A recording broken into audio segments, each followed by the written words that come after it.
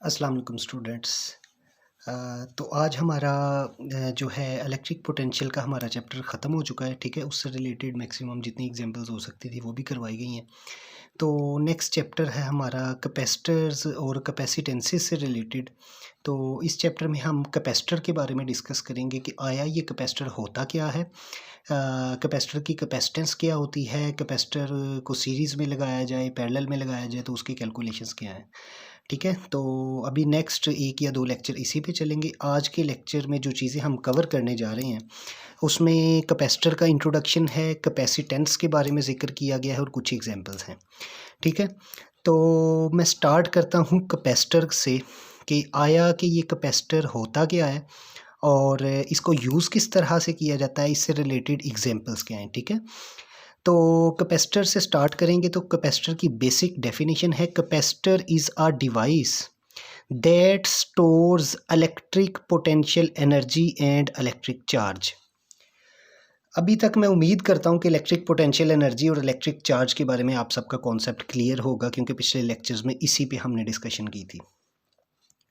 तो कैपेसिटर के बारे में ये बात हुई है यहाँ पे कि कैपेसिटर एक ऐसी डिवाइस है दैट स्टोर्स, जो स्टोर करता है इलेक्ट्रिक पोटेंशियल एनर्जी को और इलेक्ट्रिक चार्ज को। तो मैं कह सकता हूँ कि जब भी कभी पूछा जाए कि कैपेसिटर क्या है, तो कैपेसिटर एक ऐसी डिवाइस है जो कि इलेक्ट्रिक पोटेंशियल एनर्जी और इलेक्ट्रिक चार्ज को स्टोर करता है। ठीक है, ये सिंपल कैपेसिटर का मेन वर्किंग प्रिंसिपल या मेन काम यही है कि वो इलेक्ट्रिक चार्जेस को या इलेक्ट्रिक पोटेंशियल एनर्जी को स्टोर करता है। अब यहाँ पे क्वेश्चन ये बनता है कि ये इलेक्ट्रिक चार्जेस को स्टोर कैसे करता है, इलेक्ट्रिक पोटेंशियल एनर्जी को स्टोर कैसे करता है। तो थोड़ा सा हम बेसिक प्रिंसिपल पे जाएंगे कैपेसिटर की, कि कैपेसिटर में ऐसी क्या चीज़ें लगी होती हैं, ऐसा क्या वर्किंग प्रिंसिपल है कि ये इलेक्ट्रिक चार्जेस को स्टोर करता है।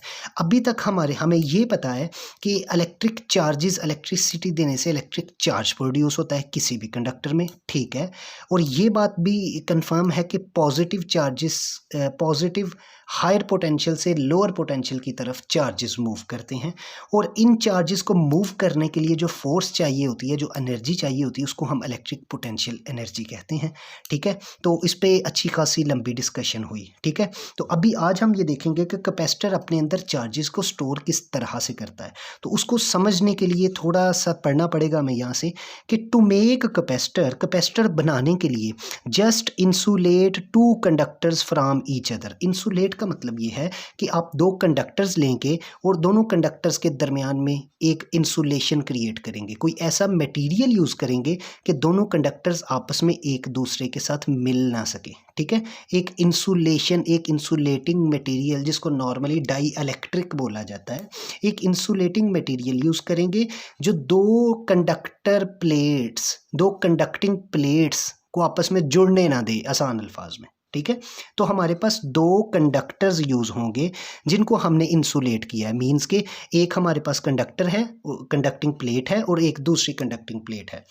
अभी तक क्या देखा कि कैपेसिटर में दो कंडक्टिंग प्लेट्स हैं जो कि इंसुलेट की गई हैं, एक दूसरे से वक्फा बना के रखी गई हैं। ठीक है, तो to store energy in this device, transfer charge from one conductor to other so that one has negative charge and other has equal positive charge. क्या कहता है? कहता है एनर्जी को स्टोर करने के लिए हम क्या करते हैं, एक कंडक्टिंग प्लेट पे पॉजिटिव टर्मिनल सप्लाई का लगा देते हैं, मतलब इलेक्ट्रिसिटी के दो टर्मिनल्स हैं, एक पॉजिटिव एक नेगेटिव। तो दो कंडक्टिंग प्लेट्स हैं। कंडक्टर ऐसी डिवाइस को कहते हैं जिसमें से करंट फ्लो करना शुरू हो जाए। तो करंट फ्लो तभी होता है जब करंट फ्लो क्या है कि flow of charges is known as current, तो चार्जेस की बात हो गई है। तो कहता है to store energy in this device transfer charge from one conductor to the other. क्या कहता है कि एक कंडक्टर से दूसरे कंडक्टर तक चार्जेस को पहुंचाओ, one has negative charge and other has equal positive charge, कि एक कंडक्टिंग प्लेट पे पॉजिटिव चार्ज है, दूसरी कंडक्टिंग प्लेट पे नेगेटिव चार्ज है। हमने एक प्लेट से दूसरे प्लेट की तरफ इलेक्ट्रिक चार्ज को मूव करवाना है। Work must be done to move charges. Obviously इन चार्जेस को मूव करवाने के लिए एक वर्क डन रिक्वायर्ड है। उस वर्क डन को the work done is stored as electric potential energy. क्या कहा कि हमारे पास दो कंडक्टर्स हैं, एक पे पॉजिटिव चार्ज है, एक पे नेगेटिव चार्ज है। ये पॉजिटिव नेगेटिव चार्ज तब ही बनेंगे जब हम इसको इलेक्ट्रिसिटी से कनेक्ट करेंगे। एक कंडक्टिंग प्लेट के ऊपर हाई पोटेंशियल होगा, एक कंडक्टिंग प्लेट पे लो पोटेंशियल होगा। हायर साइड से चार्ज मूव करेंगे टुवर्ड्स लोअर साइड, तो ये मूवमेंट ऑफ चार्जेस यहाँ पे आ गई। ऑब्वियसली दो ही प्लेट्स हैं, तो पहले तो एनर्जी कैसे स्टोर हो गई है कि पॉजिटिव साइड पे कुछ चार्जेस हैं, कुछ नेगेटिव साइड पे हैं, तो पॉजिटिव से कहाँ जा रहे हैं, नेगेटिव साइड पे। तो यही चार्जेस एक किस्म के स्टोर हो रहे हैं जो कि पॉजिटिव से किधर जा रहे हैं, नेगेटिव पे। और जब पॉजिटिव से चार्जेस को मूव करवाना है टुवर्ड्स नेगेटिव, तो आपको एक फोर्स रिक्वायर है, आपको एक वर्क डन रिक्वायर है, जिसको हम इलेक्ट्रिक पोटेंशियल एनर्जी कहते हैं। तो क्या हुआ, दो कंडक्टिंग प्लेट्स हैं आपके पास, एक पे पॉजिटिव चार्जेस हैं, एक पे नेगेटिव चार्जेस हैं। पॉजिटिव से नेगेटिव की तरफ आपके चार्जेस ने मूव करना है, उसके लिए वर्क डन रिक्वायर्ड है, तो इलेक्ट्रिक चार्जेस भी आ गए प्लेट्स पे, इलेक्ट्रिक पोटेंशियल एनर्जी भी आ गई प्लेट्स पे चार्जेस को मूव करने के लिए। तो यही जो इलेक्ट्रिक चार्जेस है, यही इलेक्ट्रिक पोटेंशियल एनर्जी है, इन्हीं कंडक्टिंग प्लेट्स पे है। ये सब एक किस्म की स्टोर ही हो रही हैं। इसको दूसरे अल्फाज में हम कह सकते हैं कि जैसे जैसे पॉजिटिव चार्जेस नेगेटिव की तरफ जाते रहेंगे, आपका जो है कैपेसिटर वो चार्ज होता जाएगा, आपका कैपेसिटर चार्ज होता जाएगा। तो जैसे जैसे कैपेसिटर चार्ज हो रहा है, पॉजिटिव से नेगेटिव की तरफ चार्जेस मूव हो रहे हैं।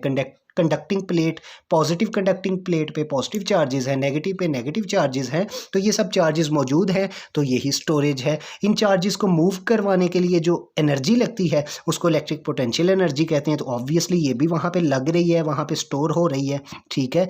तो यही डेफिनेशन थी, capacitor is a device that stores electric potential energy and electric charge.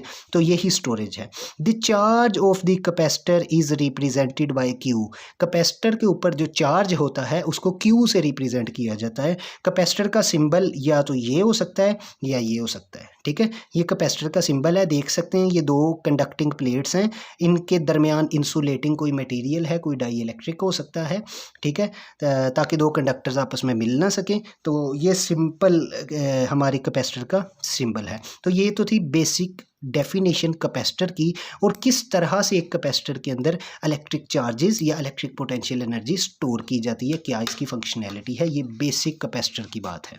हम नेक्स्ट आएंगे कैपेसिटेंस पे कि आया ये कैपेसिटेंस क्या होती है। तो पहले मैं इंग्लिश में आपको बताऊंगा, the ratio of the charge of each conductor to the potential difference between the conductors. Obviously दो कंडक्टिंग प्लेट्स हैं हमारे पास, ठीक है, पॉजिटिव चार्जेस मौजूद हैं, नेगेटिव चार्जेस मौजूद हैं।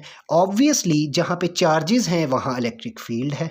ऑब्वियसली एक हमारे पास पॉजिटिव कंडक्टिंग प्लेट है, एक नेगेटिव है, एक पे हाई पोटेंशियल है, एक पे लो पोटेंशियल है। हाई पोटेंशियल और लो पोटेंशियल के दरमियान जो डिफरेंस होता है उसको पोटेंशियल डिफरेंस कहते हैं। तो मैं कह सकता हूँ एक कैपेसिटर के अंदर चार्जेस भी मौजूद हैं, पोटेंशियल डिफरेंस भी मौजूद है।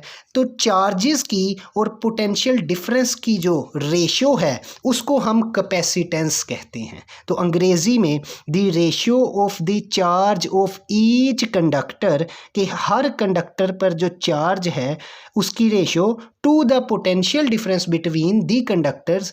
किसके साथ रेशियो, जो कंडक्टर्स के दरमियान पोटेंशियल डिफरेंस है उसकी चार्जेस के साथ जो रेशियो है उसको कैपेसिटेंस कहलाया जाता है।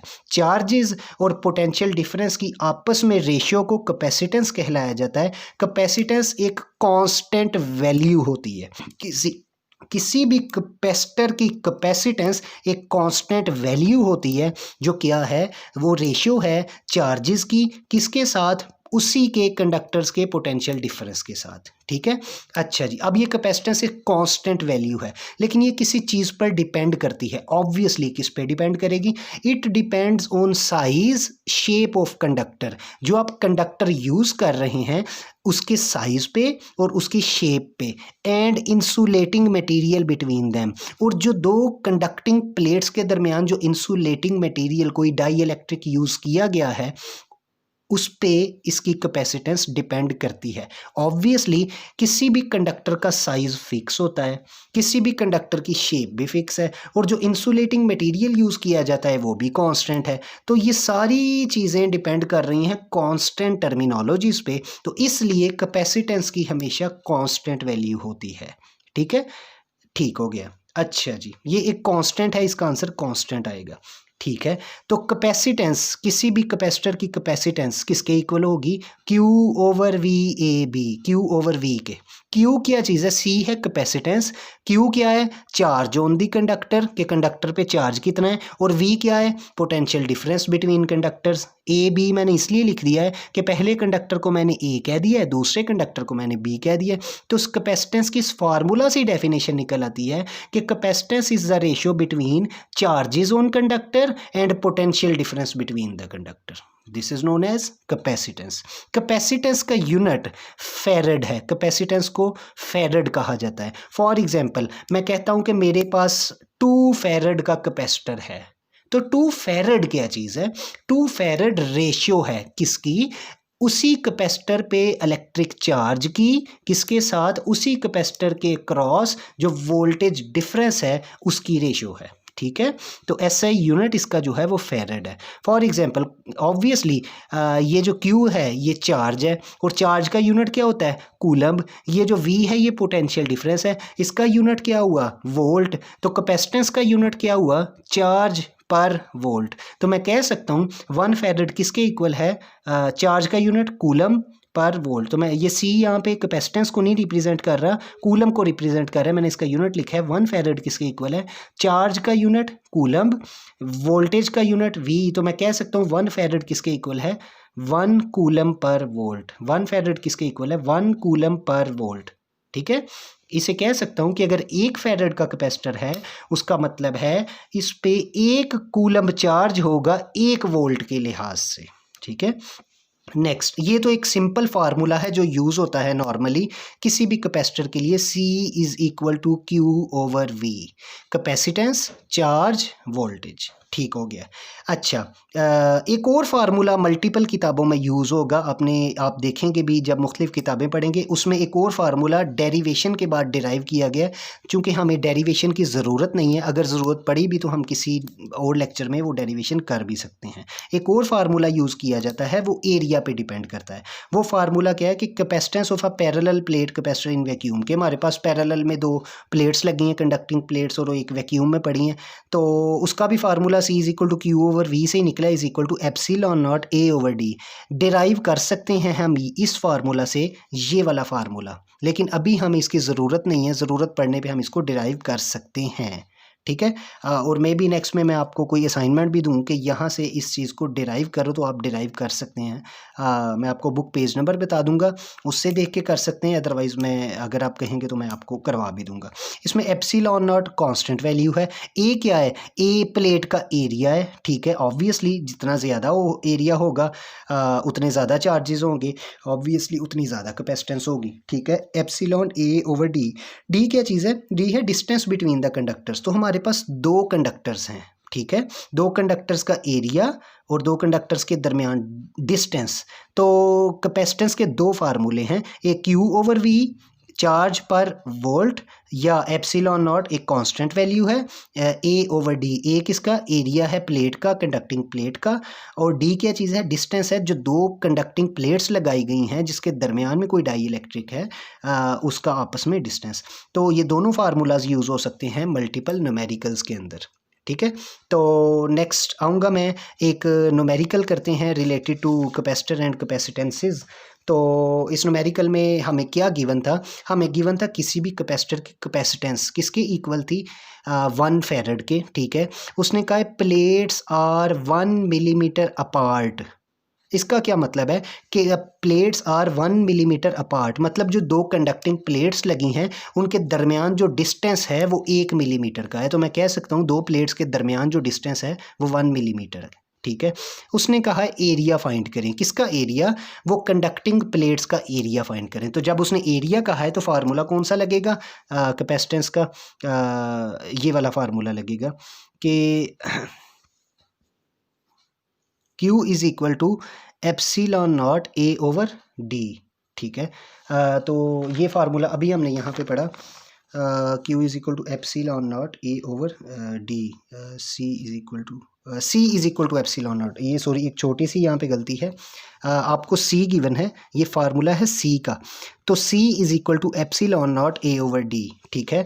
तो आपको गिवन है, गिवन क्या चीज़ें हैं, आपको C कैपेसिटेंस की वैल्यू गिवन है, आपको प्लेट्स का डिस्टेंस गिवन है 1 मिलीमीटर, ठीक है। एप्सिलॉन नॉट की कांस्टेंट वैल्यू है, C गिवन है, तो एरिया आपने फाइंड करना है। तो ये एरिया मैंने फाइंड करना है, एरिया किसके इक्वल हुआ, ये D यहाँ पे डिवाइड हो रहा है, वहाँ जाके क्या होगा मल्टीप्लाई, ये एप्सिलॉन नॉट यहाँ पे मल्टीप्लाई हो रहा है, वहाँ जाके क्या होगा डिवाइड, तो एरिया किसके इक्वल हुआ, C जो कैपेसिटेंस है मल्टीप्लाई बाय D जो डिस्टेंस यहाँ से वहाँ मल्टीप्लाई हुआ ओवर एप्सिलॉन नॉट। तो C की वैल्यू आपके पास मौजूद है 1 फैरड लिखी, D डिस्टेंस है दो प्लेट्स के दरमियान 1 मिलीमीटर है, तो मैं इसको मीटर में कन्वर्ट करूँगा, 1 इंटू 10⁻³ मीटर, एक मिली जो है वो 10⁻³ के इक्वल होता है, ठीक है। डिवाइडेड बाय एप्सिलॉन नॉट, वो 8.85 ये वैल्यू है। मैंने इसको मीटर में क्यों कन्वर्ट किया है डिस्टेंस को, क्योंकि जो एप्सिलॉन नॉट की वैल्यू है वो भी मीटर पे डिपेंड करती है। तो याद रखिएगा ऊपर और नीचे यूनिट सेम होने चाहिए, लाइक एक क्वेश्चन में आप यहाँ पे मिलीमीटर यूज़ कर रहे हैं तो यहाँ पे भी मिलीमीटर यूज़ करेंगे, अगर यहाँ मीटर यूज़ किया तो आपको ऊपर भी डिस्टेंस मीटर में ही यूज़ करना है, ठीक है।